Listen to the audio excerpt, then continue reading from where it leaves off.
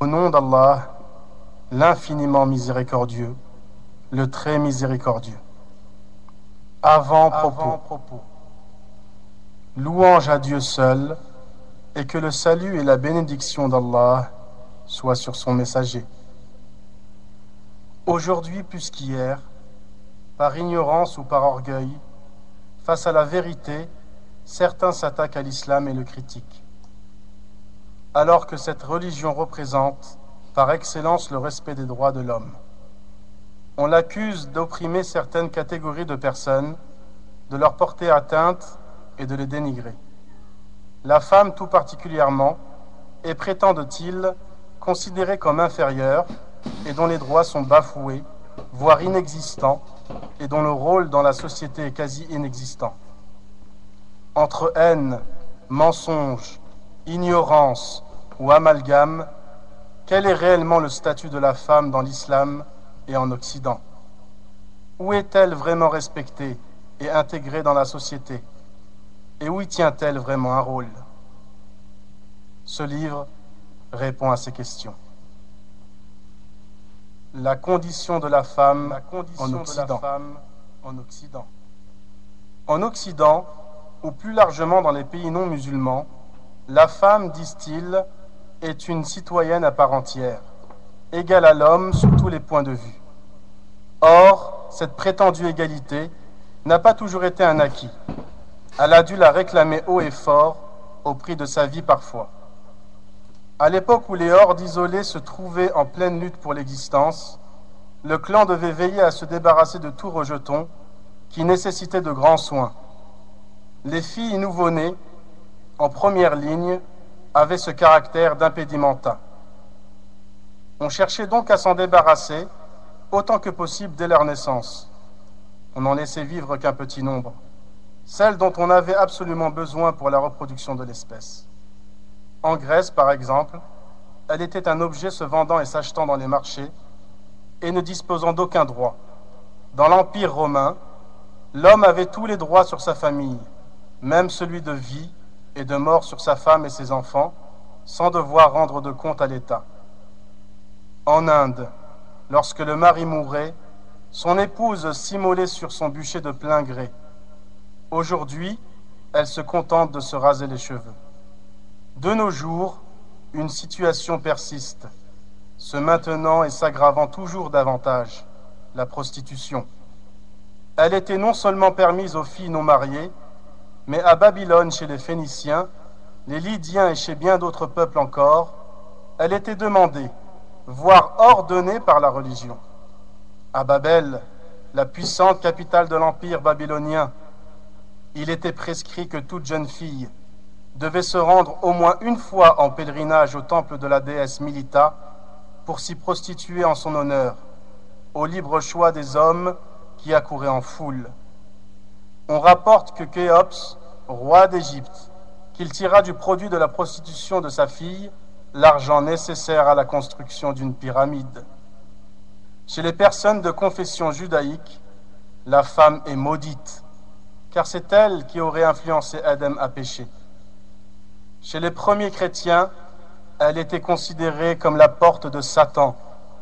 En France, en 585 après Jésus, lors du concile de Mâcon, on se demandait si elle était un être humain et possédait une âme.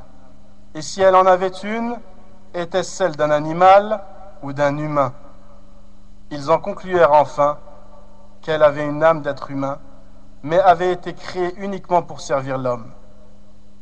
L'Occident se persuade même que la sorcellerie est intimement liée à la nature féminine et que toute femme est une sorcière en puissance. Il disait, pour un sorcier, 10 000 sorcières. Les bûchers brûlent surtout à partir du XVe siècle et ne s'éteindront qu'au XVIIe siècle. En France, en 1804, dans le Code napoléonien, la veuve n'a aucun droit dans la succession de son conjoint et si elle désire se remarier, elle est soumise à la décision du conseil de famille. Dans les lois anglaises, elle n'était pas considérée comme citoyenne au siècle dernier et jusqu'en 1805, l'homme avait le droit de vendre sa femme. En Chine, L'année du cheval et de la femme sont mauvais signes. Dans bien d'autres communautés, la femme connaissait ou connaît encore le même sort, voire pire. Depuis des siècles, elle subit un avilissement certain et ne bénéficie d'aucune reconnaissance, malgré son rôle capital dans la société. Elle est humiliée, méprisée, négligée, réduite à un objet de désir et de procréation. Mais, diront-ils, la femme n'est désormais plus considérée comme telle, elle est désormais respectée, fait partie intégrante de la société, dispose de droits équivalents à l'homme, elle est considérée comme libre et peut travailler dans ce que bon lui semble. Certes, il est vrai que la vision qu'il se faisait de la femme a changé, mais dans quel sens ce changement s'est-il fait? L'émancipation de la femme.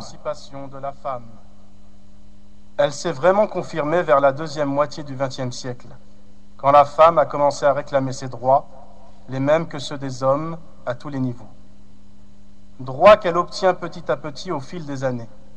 Parallèlement, sous influence ou pas, naît l'idée de s'épanouir, vivre, revendiquer sa liberté, son indépendance et se détacher des mentalités des anciens acquis. La femme, donc, obtint sa liberté. Aujourd'hui, elle fait ce qu'elle veut, au nom de la liberté et de l'égalité, dispose des mêmes droits que les hommes, elle est citoyenne, elle existe et le fait savoir. Cependant, cette liberté est-elle vraiment une liberté comme on l'entend, ou est-ce plutôt du libertinage? Comme on pourrait également se demander si l'émancipation de la femme n'est-elle pas en réalité une belle expression qui dissimule, pour celui qui réfléchit, l'exploitation de la femme. Ces beaux discours n'ont en effet pas leur place ici. Ce sont en réalité que des cache-misères. Certes, il y a eu un changement dans la vision de la femme, mais ce changement ne s'est pas fait véritablement à son avantage. De nos jours, il suffit d'ouvrir les yeux pour voir que la femme n'est toujours pas respectée. Même s'ils veulent le faire croire, il est vrai qu'elle a acquis une liberté, mais c'est une liberté totale, exemptée de principes, de valeurs, de pudeur ou d'honneur. Elle est passée d'un extrême à un autre, d'une absence de liberté à une liberté sans limite aux fruits amers. Il voudrait faire croire, et malheureusement beaucoup y ont cru, qu'elle serait complètement l'égale de l'homme en tout point, et aurait les mêmes droits que lui, alors que curieusement, certaines inégalités entre les deux sexes persistent. Pour eux, s'épanouir signifierait l'absence de tabou. Une femme sera femme que si elle n'a pas de règles de conduite. On la pousse à s'habiller de façon très indécente dans la rue, en prétendant que c'est cela une femme épanouie et bien dans sa peau. Ils répandent la mixité partout, ce qui a pour résultat l'expansion de la perversité, des problèmes conjugaux et de graves atteintes au respect de la personne. Mais aussi la multiplication des rapports avant le mariage, qui conduit à une grossesse pénible, car non voulue, et à l'accroissement préoccupant d'enfants illégitimes. La plupart des avortements sont la conséquence de tout cela. De 2000 à 2010, en France métropolitaine, on recense plus de 200 000 avortements par an. On constate même la multiplication d'actes immoraux, tels que le viol, dont le nombre déclaré en 2001 a atteint le chiffre de 9 574, et on suppose que ceux qui ont été perpétrés, sans être ébruités, seraient de 4 à 6 fois supérieurs. Désormais, elle est considérée comme un objet de puissance et un passe-temps, ballotté d'un homme à un autre. On s'en débarrasse une fois rassasié, sans se soucier de son devenir et de son honneur. Pour bien réussir sans obstacle dans sa vie professionnelle, il faut qu'elle soit ouverte à toute proposition. Le grand savant Ibn Qayyim a dit à propos de la mixité: il n'y a aucun doute que la mixité est l'origine de tout maux et de toute calamité. C'est aussi l'une des plus grandes causes du châtiment d'Allah sur une communauté. Tout comme elle fait partie des causes de la perversion, qu'elle soit générale ou spécifique.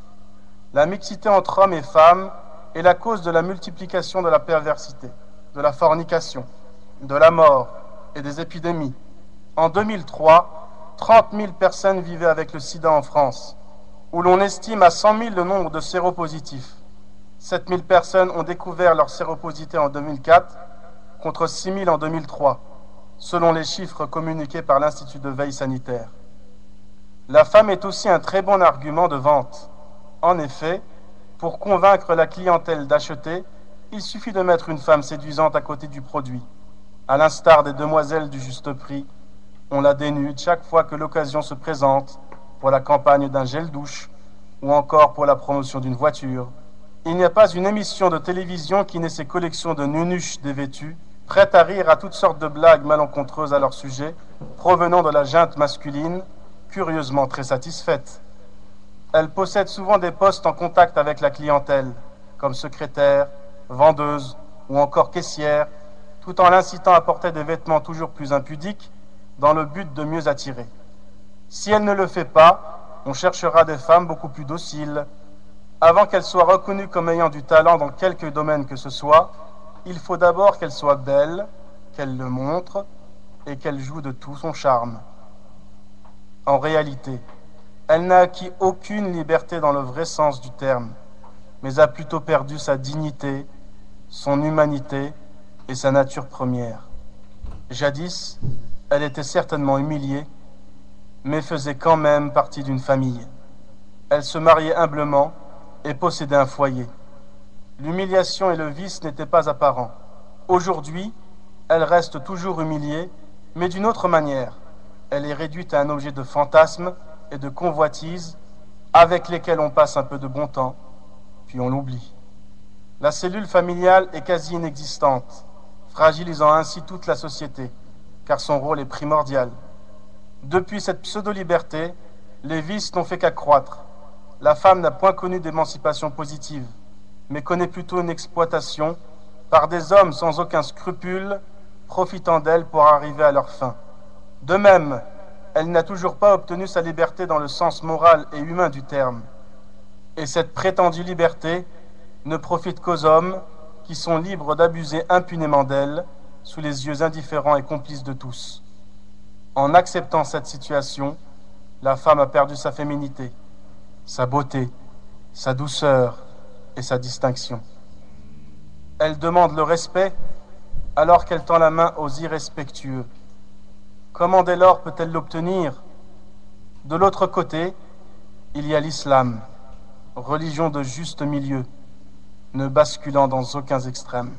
وكذلك جعلناكم أمة وسطا لتكونوا شهداء على الناس ويكون الرسول عليكم شهيدا. Ainsi, nous avons fait de vous une juste communauté, afin que vous soyez témoins pour les gens et que le messager soit témoin pour vous. La condition de la femme dans l'islam. Délivrance, amélioration du quotidien et de la situation de l'ensemble des membres d'une communauté, interdisant l'injustice et l'oppression, ordonnant l'équité et le respect de son prochain, l'islam donna à la femme une place sans équivalent dans aucune autre communauté. L'islam a reconnu à la femme des capacités et des droits inconditionnels dans toute gestion d'ordre civil, économique ou personnel. La femme jouit ainsi de la capacité et du droit d'hériter, de donner, de léguer, de contracter une dette, d'acquérir, de passer un contrat, d'attaquer en justice et d'administrer ses biens. Elle a aussi le droit de choisir librement son mari, de se remarier après avoir divorcé ou être devenue veuve. Ce dernier droit n'a été reconnu à la femme occidentale que bien tardivement. Parmi ses droits sur l'homme, on peut citer par exemple le versement de sa dot lors de son mariage, subvenir à tous ses besoins, quand bien même elle serait la plus riche des personnes, et cohabiter convenablement avec elle, comme il est mentionné dans le verset suivant.